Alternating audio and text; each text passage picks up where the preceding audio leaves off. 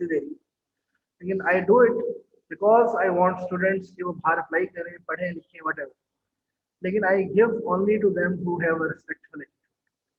आपका 4 CGPA वाला मेरे पास आ जाएगा, अगर उसका बिहेवियर सही नहीं था, क्लास में नॉन सीरियस एटीट्यूड था, और I will not give a recommendation. A good decent respectful attitude आपकी लाइफ में ना सिर्फ अब पे करेगा, बल्कि बाहर अब्रॉड अगर आप जाएंगे वहां पे भी पे करेगा, और आपको लाइफ में हर जगह पे करता है। That is always the case. जो बंदा अग्रेसिव होता है, बदतमीज होता है, वो हर जगह पिटता है, कहीं ना कहीं लड़े बढ़ेगा, कहीं कहीं मार खाएगा, कहीं कुछ होगा।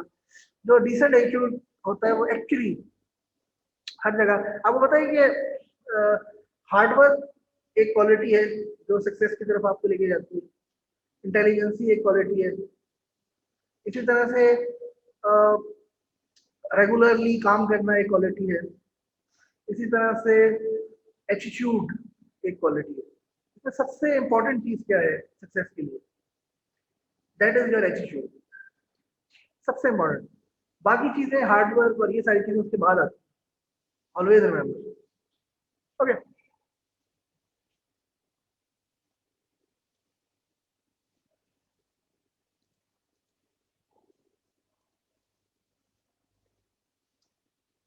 लास्ट टाइम हमने ये डिस्कस किया था कि ये कोर्स इंडस्ट्री और एकेडमी दोनों के लिए बेहतर कोर्स है। The course is good for industry and for academy. And for academy means अगर आपने बाहर पढ़ना है, सो स्टडी अब्रॉड के लिए हम कुछ चीजें डिस्कस कर लेते हैं जल्दी से।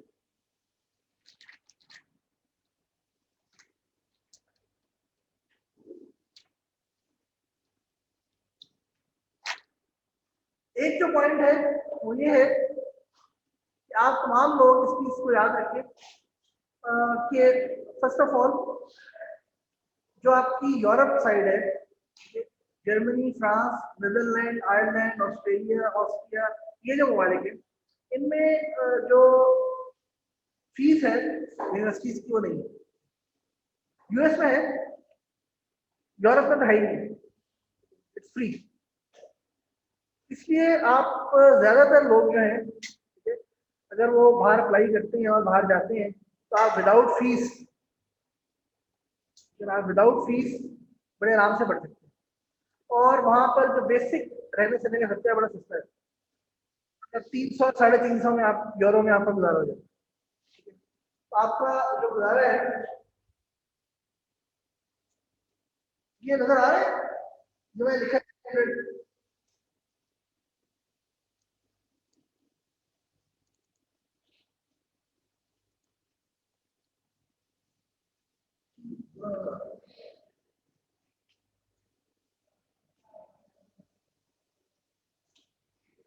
300 यूरो में आपका, या 400 यूरो में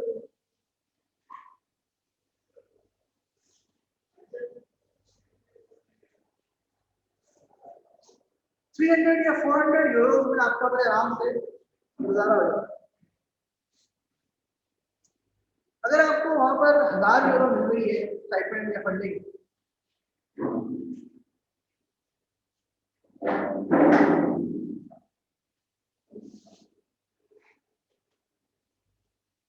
तो 600 to 700 यूरो आपके पर मंथ सेव हो जाएंगे।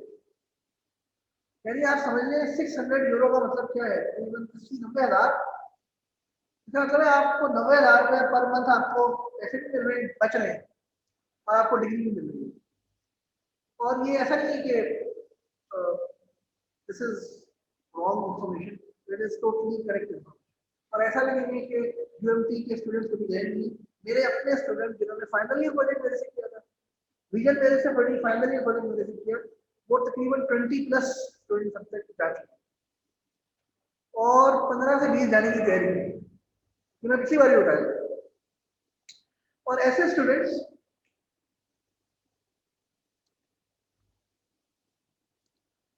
स्टूडेंट्स अभी भी, यानी एक स्टूडेंट, मैंने लास्ट टाइम भी शायद बताया था, एक स्टूडेंट है उसका नाम है तौकीर, उसका छोटा भाई भी यहाँ से पढ़ा था। तौकीर 2013 में 2013-14 में मेरे से पढ़ा और उसने फाइनली ये प्रोजेक्ट मेरे से किया था। Now he owns his own company, अपनी कंपनी चला रहा है, और अब उसको ख्याल आया कि यार मैं पढ़ने जाना है। अब वो मेरे से रिकमेंडेशन लेटर जो है ना पिछले 1 डेढ़ हफ्ता पहले लेके गया।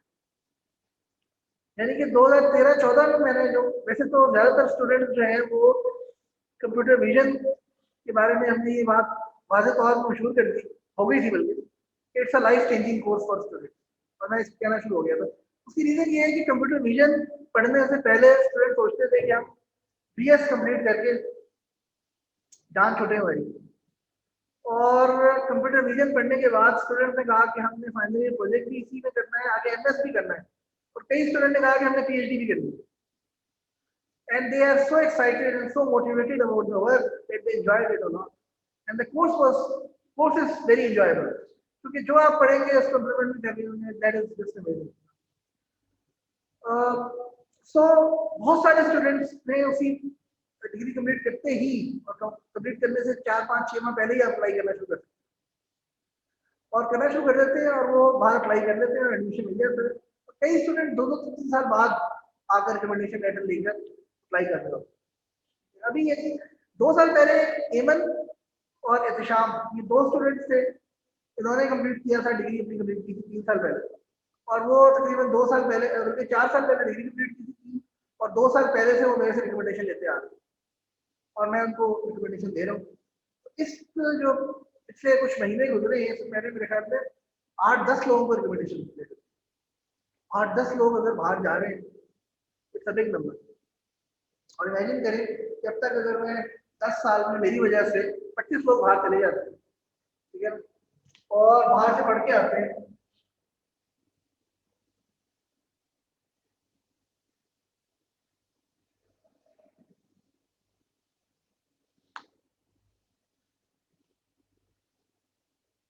इसको 30, और जब ये पढ़कर आते हैं, ये फैकल्टी में लगते हैं, और इनकी वजह से मजीद 25-30 स्टूडेंट बाहर जाते हैं। कितने हो गए? 900। और ये आगे से पढ़ के वापस आते हैं और फैकल्टी में लगते हैं, और इनकी वजह से मजीद स्टूडेंट जाते हैं। कितने हो गए?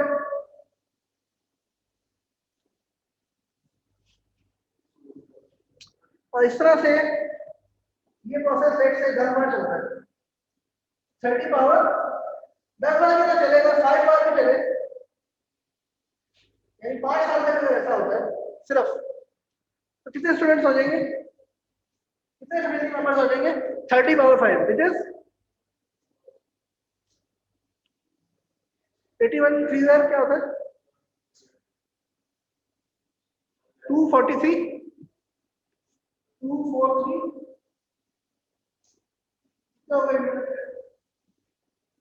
करोड़, तकरीबन 2.5 करोड़ फैकल्टी मेंबर हो जाएंगे। हमें तो 10 लाख फैकल्टी मेंबर चाहिए हो, दैट्स इट। इस वक्त फैकल्टी मेंबर्स पॉइंट्स रिसर्च हमारी ऑलमोस्ट 0 के करीब है। पाकिस्तान में जो एक प्रॉब्लम है वो ये है कि मेरा एक दोस्त साउथ कोरिया से पीएचडी करके आया। साउथ कोरिया में कहते हैं कि वहां पर और चाइना में, इन 2 मुल्कों में ये होता था कि शुरू में ये करते थे कि कोई गाड़ी आई बोर्ड की, उन्होंने उसको खोल के देखा, या जो पुर्जा जो था ना, उनको लगता था कि चाइना में ये खुद बना सकते हैं, तो खुद बनाया, चेंज किया, उसको अपना लेबल लगाया, आगे अपने नाम से सेल करना शुरू कर दिया। बैकवर्ड इंजीनियरिंग करते थे और कुछ ना कुछ शुरू किया, और इस तरह से इन्होंने आहिस्ता आहिस्ता अपनी इंडस्ट्री को बढ़ाना शुरू किया। तो उससे पहले ये बहुत छोटे छोटे काम करते, सुइयां बनाते थे, तो छोटे से कंगे बना दिए, ये बना दिया, वो बना, इसी में फिर ये हैवी इंडस्ट्री की तरफ आना शुरू हुआ। पाकिस्तान में जो है ना, मेजोरिटी में अब तक, पाकिस्तान में अब तक कोई गाड़ी, कोई चीज आ जाए उसको खोल के भी नहीं देखते, या चलो इसको इतना से चेंज कर लूंगा।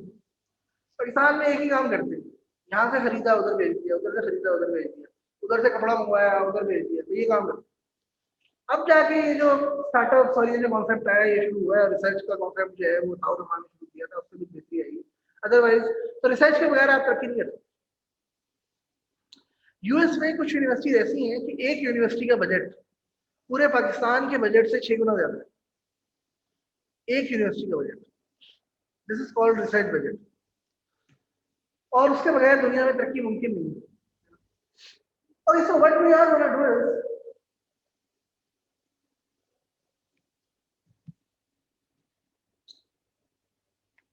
अब सवाल ये आता है, अब सवाल ये पैदा होता है कि हमें जब बाहर अप्लाई करना है तो जाहिर है कि इंटरनेशनली कंपटीशन है, तो किस बेस पर आपकी एप्लीकेशन एक्सेप्ट होगी। एक चीज सीजीपीए, व्हाट एल्स, अगर आपका सीजीपीए 3.5 है इट्स वेरी गुड, 3.7 है इट्स एक्सेलेंट, 3.25 है इट्स फाइन, ग्रेटर देन 3 है still it's really good, publication साथ एक कर लें तो एडमिशन मिल ही जाएगा। 2.7 2.8 से ज्यादा है, इट वुड बी बेटर कि आप पब्लिकेशन जो है ना लाजमी एक करेगा उसको, तो फिर एडमिशन मिलने का चांस बढ़ेगा। 3.5 है, पब्लिकेशन भी है, तो विद फंडिंग विद स्कॉलरशिप मिलेगा आपको एडमिशन इंशाल्लाह। सीजीपीए, सेकंड चीज क्या मैटर करती है, सेकंड चीज मैंने क्या बताया था, रिकमेंडेशन लेटर।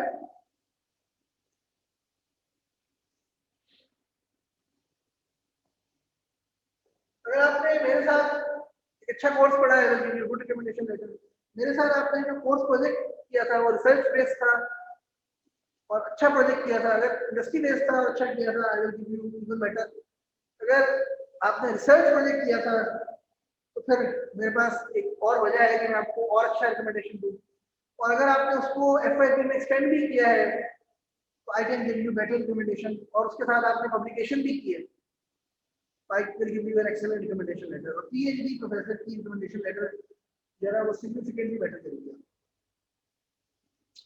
खासतौर से I have a degree from abroad. Number 3, CGPA recommendation letter. Number 3, इसी चीज रिसर्च स्टेटमेंट, जो भी प्रोजेक्ट आपने किया है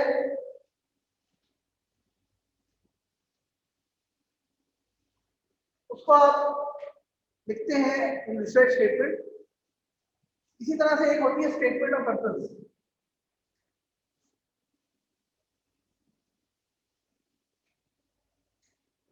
स्टेटमेंट ऑफ पर्पस में आप 5 सवालों के बेसिक जवाब दे रहे होते हैं, क्या पीएचडी क्यों कर रहे हैं, अगर आपको एडमिशन मिल जाए तो आप कर भी लेंगे कि नहीं, पीएचडी के बाद क्या करेंगे, और पीएचडी करके वापस आएंगे कि नहीं आएंगे, और आपकी रिक्वायर्ड कितना एक्सपीरियंस और हर चीज़ है कि आप पीएचडी में एडमिशन ले सकें। और इसका जवाब आपने अपने एक्सपीरियंसेस, अपनी पर्सनालिटी, अपनी अचीवमेंट्स की को इस्तेमाल करते हुए देना होता है, बताना होता है कि मेरी ये अचीवमेंट्स है मेरी, इसकी वजह से मैं ये समझता हूँ कैसे ऐसे करूँगा।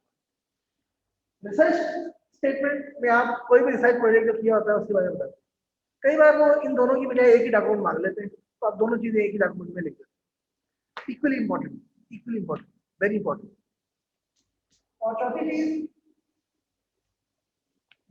यूएस और कनाडा में जीआरई मांगते हैं, और थैंक गॉड कि यूरोप में जीआरई नहीं मांगते, नहीं तो 4-6 माह आपको सुबह से लेकर रात तक रोजाना 8-10 घंटे काम करके फिर जीआरई देते हैं और फिर आपको जाके एडमिशन मिलता है। जीआरई देना मुश्किल काम, यूएसए में यूनिवर्सिटी में एडमिशन लेना और मुश्किल काम, यूएसए में फंडिंग लेना और मुश्किल काम, यूएसए में कंपटीशन भी ज्यादा है। यूएस में एमएस की डिग्री 2 साल की है या 2.25 साल की है, और यहाँ पर यूरोप में जो है वो 1 से 1.5 साल की है।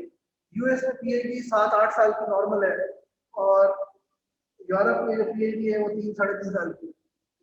और यूरोप में पीएचडी जो है वो 9 to 5 जॉब होती है, सुबह 9 बजे गए शाम को 5-6 बजे वापस आ रहे, और 3-3.5 साल बाद डिग्री।